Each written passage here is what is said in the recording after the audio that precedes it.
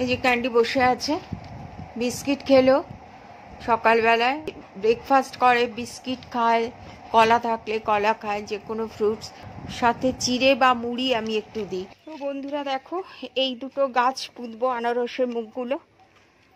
Total 4টে পাড়া হয়ে গেল আনারস। তো চলো বাগানে ঢুকলাম।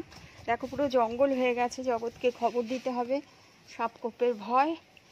আচ্ছা দেখো 4টে পেরেছি। এই দেখো একটা, দেখতে পাচ্ছ গাছের আড়ালে, আর ওই দেখো একটা পেকেছে, ওই দেখো।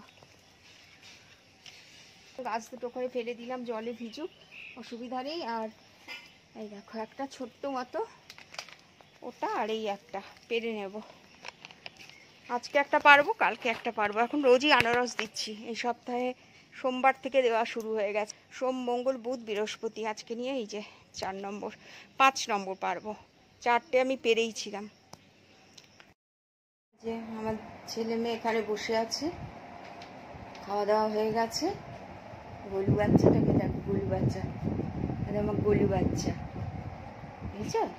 বলে দাও গুড মর্নিং, বলো আন্টি, আন্টিরা তোমাদের সবাইকে গুড মর্নিং, আঙ্কেল তোমাদের সবাইকে গুড মর্নিং। বাবারে, জিমি তো মুখ ঘুরিয়ে বসে আছে, কি সেখান দেবে নাকি? আচ্ছা আচ্ছা আচ্ছা, ভেরি গুড ভেরি গুড। শোনো শোনো, আবার এটাও দেবে, এই হাতটাও দেবে? আচ্ছা, good good morning good morning, শোনা মেয়ে আমার। হ্যালো ফ্রেন্ডস, ও শরীর প্রচুর খারাপ। কালকে সকাল 7টা থেকে সন্ধ্যা 6টা পর্যন্ত অবজারভেশনে, আজকেও তাই। ব্লাড নিল, পেটে ইঞ্জেকশন, 12:30 1টার সময় ছাড়লো। ওই অবস্থাতেই বাড়িতে এসে ওদের খাবার দিলাম, দিয়ে আবার গেলাম, বাজার গেলাম, মেডিসিন কিনলাম। সবজি একদম ছিল না, মাথা বনবন করে ঘুরছে জানো। চোখ মুখ দেখে নিশ্চয়ই বুঝতে পারছো, শরীর খারাপ হলে না মুখে বোঝা যায় এই শরীর খারাপ হয়েছে। তুমি যতই আড়াল করো, মুখ দেখলে বলে দেবে কেউ, এতটা বেশি শরীর খারাপ। তার মধ্যে উনি 5 দিন আসেননি, আজকে এসছেন। সকালবেলা এসে যে বলবে যে আমি এসছি, সেটা পর্যন্ত বলেনি। আমি তো 7:30 পর্যন্ত বাড়িতে ছিলাম। কি বলবো, মানে মাথা খারাপ হয়ে গেছে আমার একদম। হসপিটালে অ্যাডমিট হতে বলছে, হসপিটালে কি করে আমি অ্যাডমিট হবো বলো? বাচ্চা দুটো রয়েছে, ওরা আমাকে ছাড়া কাউকে চেনে না, ওদেরকে কে খাবার দেবে, কে কি করবে?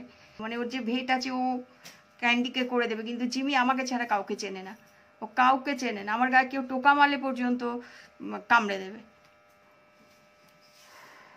চলছে, এভাবে চলছে। কি হয়েছে পরে বলবো, প্রেসক্রিপশন সমেত বলবো। আর পেটে যে ইঞ্জেকশনটা দিচ্ছে না, মারাত্মক জ্বলছে পেট, মানে কিছুক্ষণ ওখানে আমি ছটপট করেছি, এত জ্বালা করছে। বলছে ওটাতে জ্বালা করবে। আসলে কি প্রবলেমটা হচ্ছে ডক্টর ধরতেই পারছে না। এত টেস্ট 3 মাস ধরে আমার কন্টিনিউয়াসলি করা হচ্ছে, আজকেও টেস্ট, কালকে আবার গিয়ে হসপিটালে। উফ, এর থেকে মরে যাওয়া ভালো গো, আর পারছি না।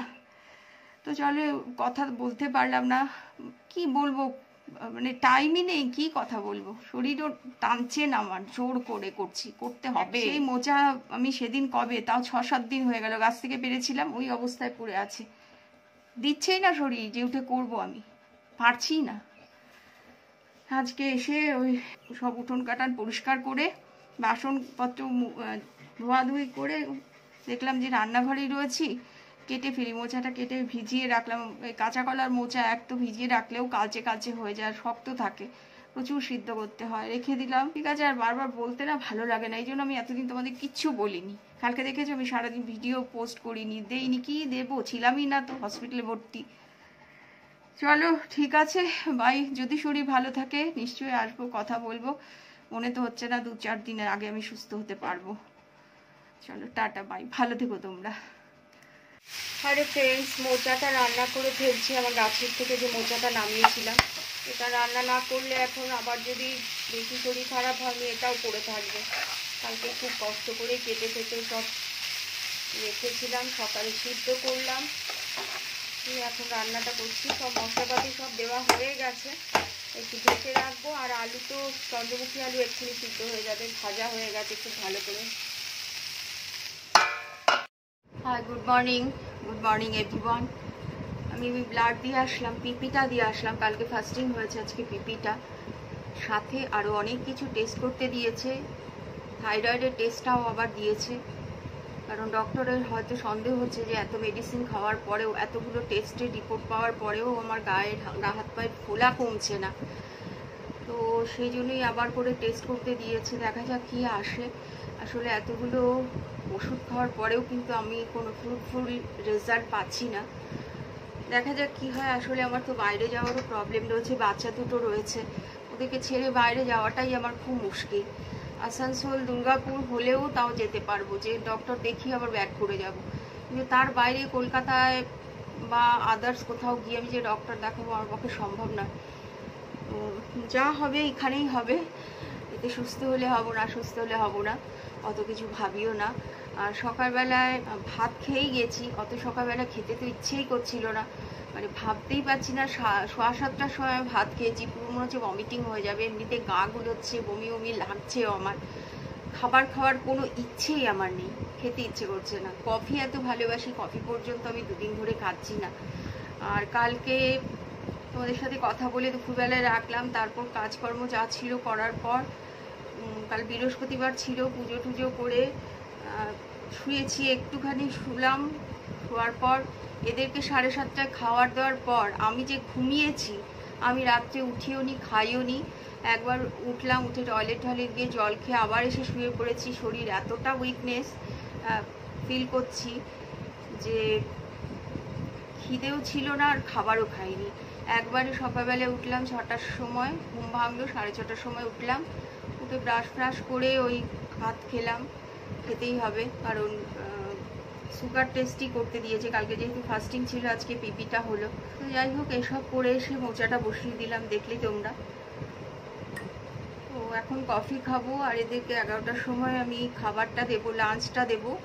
একবার আমি হাত পা ধুয়ে নিয়েছি, গায়ে জল ঢেলে নিয়েছি, মাথায় এখনও ঢালিনি। তারপর শোবো, জানি না কখন উঠবো। আর কালকে যেহেতু রাধা কাজ করতে এসছে, কিছুটা কাজ কমলো, ও আসবে কাজ করতে, তখন হয়তো উঠবো। আসলে পেটটাও কিরকম যেন একটা ফুলে আছে, ভরে আছে, হজম হচ্ছে না এরকম মনে হচ্ছে। কিছুই তো খাই না, প্লেন খাবারই খাই আমি। দেখা যাক, মেবি এত ওষুধের জন্যই হচ্ছে। ঠিক আছে বন্ধুরা, সাথে থাকো, যদি পারি পরে আসবো। চলো bye. Hi friends, good afternoon. এই দেখো, গাছ থেকে পেড়ে নিয়ে আসলাম আজকে আরও একটা আনারস, ঠাকুরকে দেবো। আর এটা তো পুঁতে দেবো, দেখো এটা পুঁতে দিলেই আরও হবে। এখন রোজই একটা করে ঠাকুরকে দিতে পারছি, ভালোও লাগছে। আর ক্যান্ডি খাচ্ছে তারপর, কারণ আনারস আমি ভালোবাসি না খুব একটা। তাছাড়াও ক্যান্ডির জন্যই আমি তো ফল কিনেও আনি বাজার থেকে, তো এখন গাছে হচ্ছে বলেও খাচ্ছে। এতদিন পাকা কাঁঠাল খেলো, খাজা কাঁঠাল, খুব মজা করে খেয়েছে। গাছে কলা হলে কলা ওই বেশি খায়, আনারস ওকেই বেশি দিই। তো আমার গাছে অনেক রকমের ফল হয়, ম্যাক্সিমামটাই আমি ক্যান্ডিকে দিই। জিমি খায় না, আর আমি খুব কম সমই খাই, ওর জন্যই বেশি দিই। এক বাটি কেটে দিলাম, প্রচণ্ড মিষ্টি গো আনারসটা। আসলে দেশি আনারস, হাইব্রিডের আনারস তো নয়, এটার একটা আলাদাই টেস্ট। তো ক্যান্ডু মা এখন খাবে এটা, বসে আছে, মুখ থেকে টপ টপিয়ে জল পড়ছে। আমি 2-3 টুকরো খেলাম, কিন্তু ওর সামনে থাকলে না আমি খাই না, আমার নিজেরই খারাপ লাগে।